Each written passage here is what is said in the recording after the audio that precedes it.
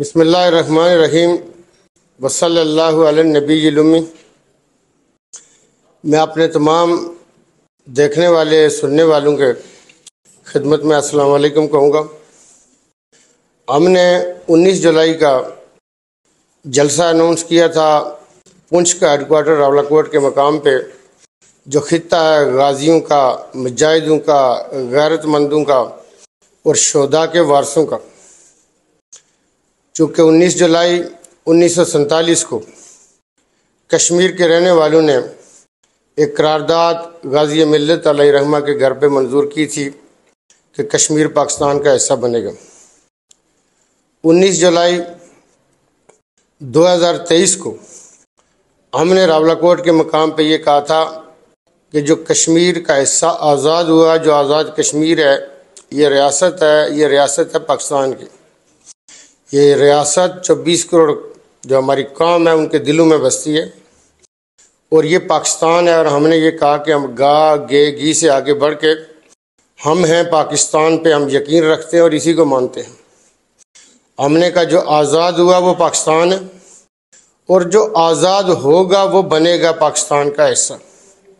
جو ٹیریٹری آزاد ہو چکی ہے وہ پاکستان کا حصہ اور پاکستان کی ریاست ہے۔ ہم اسی کو مانتے ہیں، اسی کو جانتے ہیں اور اسی کو ہی سمجھتے ہیں۔ چونکہ اس دفعہ ماہ محرم الحرام کی جو عاشوراء ہے وہ 17 جولائی کو آ رہی ہے۔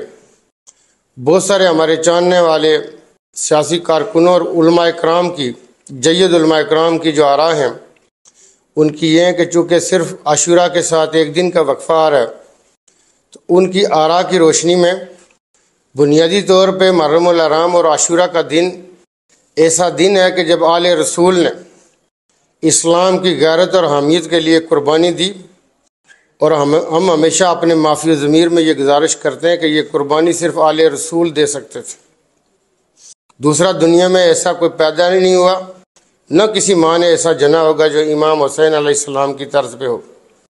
یہ امام حسین کی سنت تھی کہ اس وقت سے لے کے آج تک ہر گلی محلے میں آپ کو کئی حسینی ملیں گے جو دین کی غیرت اور حامیت کے لیے خاندان قربان کرنے، جان دینے کے لیے تیار رہتے ہیں، جو بنیادی طور پہ کلمہ طیبہ لا الہ الا اللہ محمد رسول اللہ کی بنیادی اساس ہے۔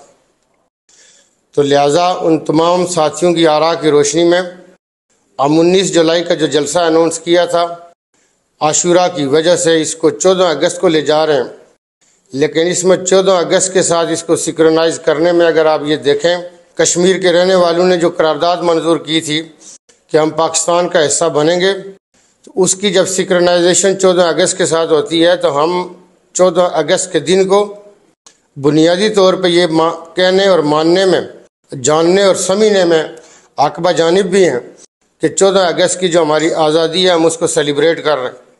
تو انشاءاللہ تعالی 14 اگست 2024 کو ایک بھرپور اور ایسا عظیم الشان جلسہ راولاکوٹ کے مقام پہ جو پونچھ کا ہیڈ کوارٹر ہے، ایسا جلسہ ہوگا کہ جو آزاد کشمیر کی تاریخ میں اس سے پہلے ایسا جلسہ نہیں ہوا ہوگا۔